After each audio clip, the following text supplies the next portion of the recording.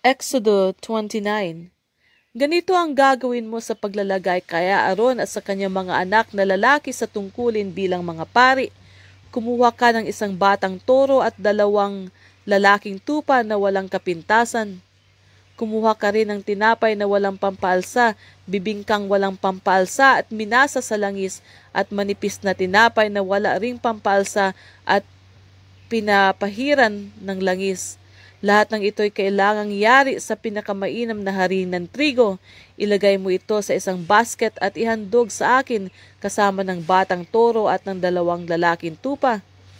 Isama mo si Aaron at ang kanyang mga anak na lalaki sa pintuan ng toldang tipanan at maligo sila roon. Isuot mo sa kanya ang mahabang panloob na kasuotan, ang damit bago ang ephod at ang pectoral, saka itali ang pamigkis ng ephod. Isuot mo kay Aaron ang turbante at ikabit rito ang koronang kinasusulatan ng katagang inilaan kay Yahweh bilang pagtatalaga. Kunin mo ang langis na pantalaga at buhusan mo ang kanyang ulo. Pagkatapos ni Aaron, ang kanyang mga anak naman ang iyong itatalaga. Isuot mo sa kanila ang mahabang panloob na kasuotan, itali ang mga pamigkis sa kanilang baywang at ilagay ang turbante sa kanilang mga ulo. Sa gayon, magiging pare sila sa bisa ng aking utos. Ganyan ang gagawin mo sa pagtatalaga kay Aaron at sa kanyang mga anak. Dalhin mo sa harap ng toldang tipanan ang batang toro. Ipapatong ni Aaron at ng kanyang mga anak ang kanilang mga kamay sa ulo ng torong ito. Papatayin mo ang batang toro sa harapan ni Yahweh sa may pintuan ng toldang tipanan. Kumuha ka ng kaunting dugo nito at sa pamamagitan ng iyong daliri, pahiran mo ng dugo ang mga sungay ng altar. Ang matitirang dugo ay ibuhos mo sa paanan ng altar. Pagkatapos, kunin mo ang taba ng mga laman loob, ang taba ng atay at ang 2 bato kasama ng taba nito at sunugin mo sa altar bilang handog. Ang balat ng karne at ang dumi ay susunugin sa labas ng kampo sapagkat ito'y handog para sa kapatawaran ng kasalanan. Kunin mo ang isa sa 2 lalaking tupa at ipatong sa ulo nito ang kamay ni Aaron at ng kanyang mga anak. Patayin mo ang tupa. Kumuha ka ng kaunting dugo at iwisik mo sa mga gilid ng altar. Pagkatapos katayin mo ang tupa, hugasan ang mga laman loob nito pati ang mga paa at ipatong mo ito sa altar kasama ng ibang bahagi nito at ang ulo. Sunugin mo ang mga ito sa altar upang ang usok nito ay maging mabagong samyo para kay Yahweh. Kunin mo ang isa pang tupa at ipapatong din sa ulo nito ang kamay ni Aaron at ng kanyang mga anak. Patayin mo ang tupa at sahurin ang dugo. Pahiran mo nito ang lambi ng kanang tainga ni Aaron at ng kanyang mga anak at ang hinlalaki ng kanang kamay at paa.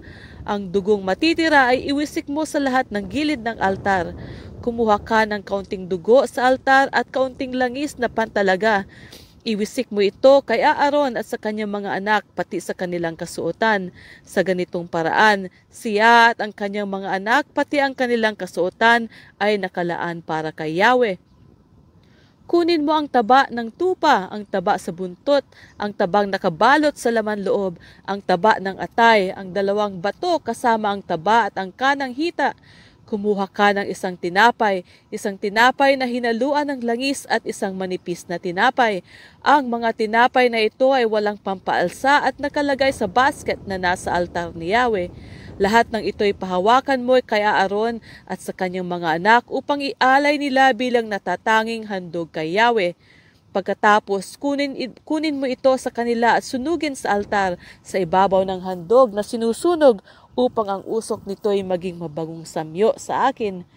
Kunin mo ang parteng dibdib ng tupang ito at ialay mo bilang natatanging handog kay Yahweh.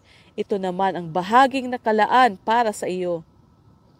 Iaalay mo bilang natatanging handog ang dibdib at ang hitang para kay Aaron at sa kanyang mga anak.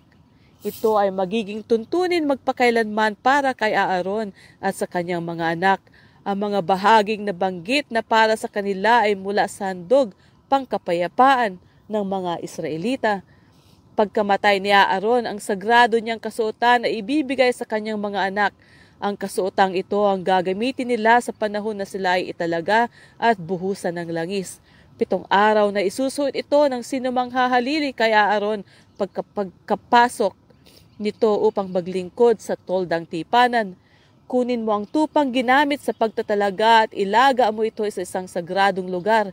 Ipakain mo ito kay Aaron at sa kanyang mga anak kasama ng tinapay na nasa basket doon sa may pintuan ng toldang tipanan.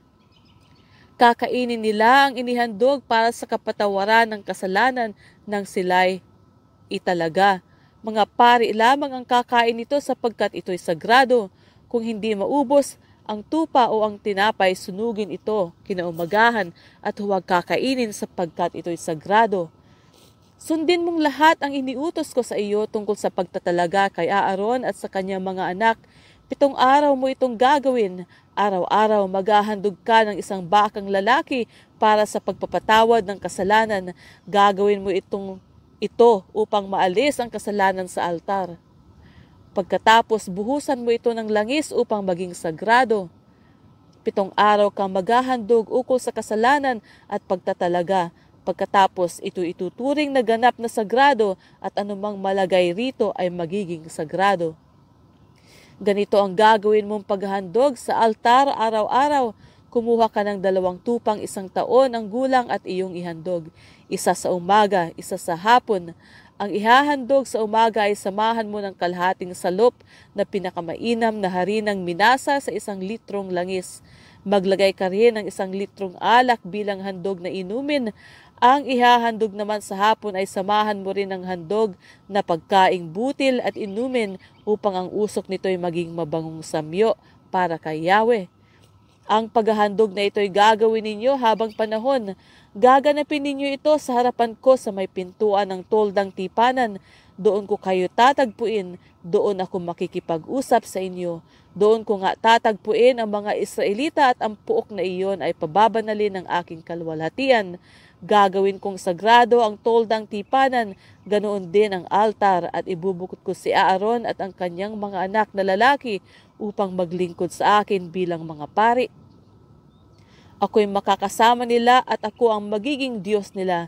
Makikilala nila akong si Yahweh, ang Diyos na nagligtas sa kanila sa Ehipto. Maninirahan akong kasama nila. Ako si Yahweh, ang kanilang Diyos.